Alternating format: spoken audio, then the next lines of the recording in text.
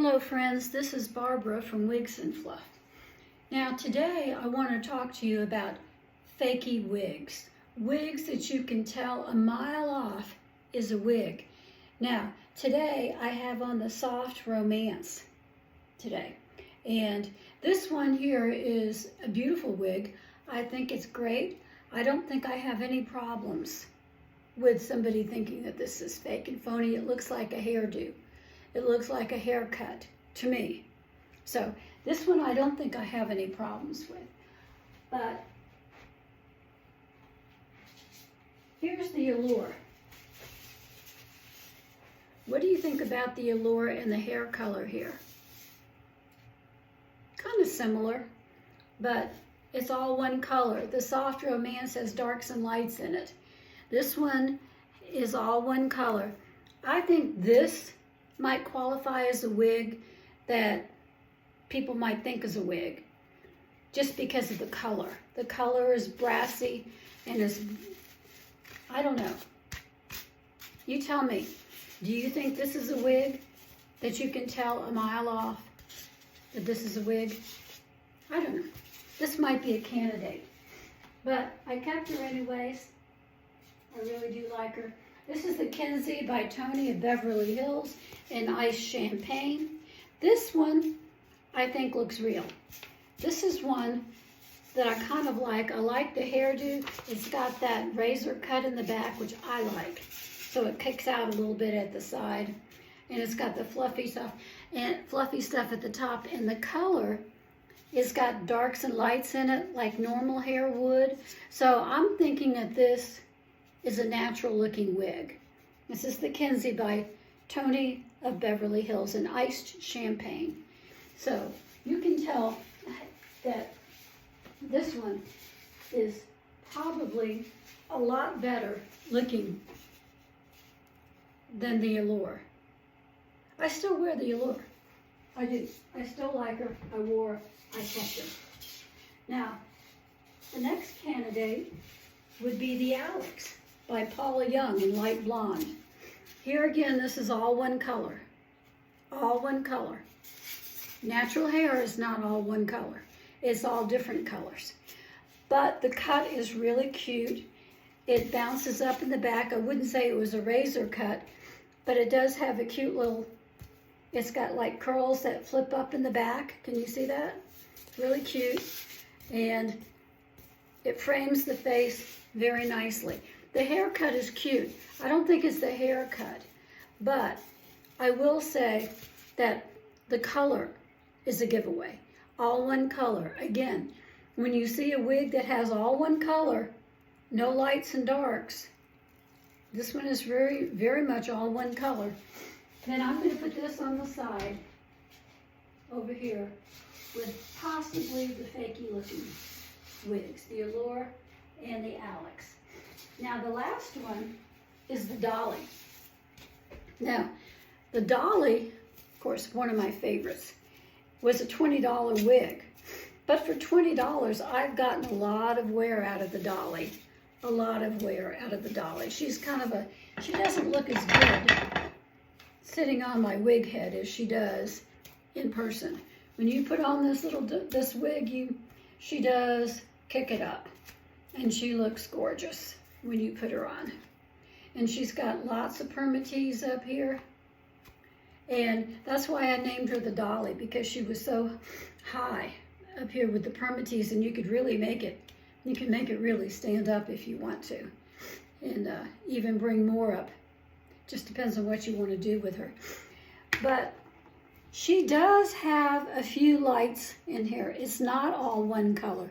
There are a few lights and darks in the Dolly. A few lights and darks. Not many, but there are a few. So this one would be borderline to me, the Dolly. I'm thinking it goes toward the end of looking fakey, just because it goes so high on the top. So that's I think it goes, I'm going to put the Kenzie over here on not fakey, but I'm going to put these three over here as the ones that are looking kind of fakey, to me. To me. So you have to decide for yourself what you think. Every wig has its pluses and its minuses. Now this soft romance one, I think is fine. It looks pretty. It looks like a haircut. I've seen this haircut on other women before. So I don't have a problem wearing this one. Do I care about a fakey looking wig? No, not really. I really don't. I'm going to wear the Dolly, I'm going to wear the Alex, I'm going to wear the Allure anyways because I love wigs and I love wearing wigs. I'm at a time in my life where my hair is very, very thin, and I've decided to embrace wigs and to really enjoy them instead of crying and hiding and not going out and being embarrassed because of my hair. Because there's literally absolutely nothing I can do with my own natural hair. It is so thin you can see my scalp, you can see bald spots. Nothing I can do about it. But, and it still comes out by handfuls, just handfuls. So, I love wigs. Wigs help. No sense in sitting and crying. I got into wigs, and the Lord told me He was going to give me lots of hair. Well, He did. Lots of this kind of hair. Lots of this kind of hair. He has blessed me to have over 13 wigs and to share with other people about wigs. So that's my rant for today. Don't worry if it's a little fakey. I have 3 that are kind of borderline. The Allure, Alex, and the Dolly. I think the Kenzie has enough color in it. It's got lots of lights and darks. You can see it. That's more natural looking. So that is my rant for today. Now, the story of the day is about a woman named Hannah. Do you have a friend named Hannah? I do. And I'm putting on this yellow robe to play the part of Hannah. Now, Hannah came from a very, very sad family. I mean, she had drama in her family almost daily. And this is the reason why. She had a husband, and her husband was named Elkanah. And Elkanah was a good man. He brought sacrifices to the Lord, and he was a believer, but he was mired in sin because he had 2 wives. 2. And that's a violation of God's principle. Now, God gives us these commands for a reason. And God in His wisdom knew that when there were 2 women in the family, there was going to be strife. And sure enough, there was. The other wife was named Peniah. And Peniah was a mean sister. She was a mean sister. She had children, and Hannah did not. And that caused a lot of friction in the home. And Peniah was always tormenting Hannah, always tormenting about her barrenness, about the fact that she had never had a child and she couldn't conceive. And the other thing that really rancored Peniah was that Hannah was Elkanah's favorite. The husband was his favorite. Hannah was his favorite. He loved her more than he loved Peniah. Pardon, more allergies. So they had a home that was filled with turmoil and strife. I don't see how the husband, Elkanah, survived in the household with these 2 factions going at each other all the time. And this was an opportunity for Satan to get in the middle of this and cause some real havoc. But Hannah believed God. She was a believer, and she prayed. and asked God, why won't you open my womb? Why have you closed my womb? I want children more than anything. And she prayed and prayed and prayed about it. And Peninnah continued to rancor her. Peninnah continued to torment her and tease her. Well, the name Peninnah also means pearl. And if you know where a pearl comes from, it comes from an oyster.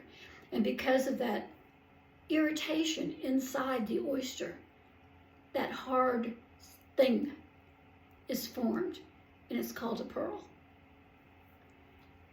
And that's where the name Peninnah comes from. So ladies, don't name your daughters Peninnah. Peninnah was a mean sister. You don't want your daughters being mean sisters. Name your daughters Hannah, because Hannah believed God, and she prayed, and she asked God to help her out of this situation. But Peninnah kept on and on and on at her and on at her and on at her. And one day, Elkanah went up to give a sacrifice, as was his custom. He did that. He was a believer in the Jewish faith, and he went up and he made his sacrifice. And to Peninnah's children, he gave them each an equal portion. And to Hannah, he gave her an honored portion because he loved her more.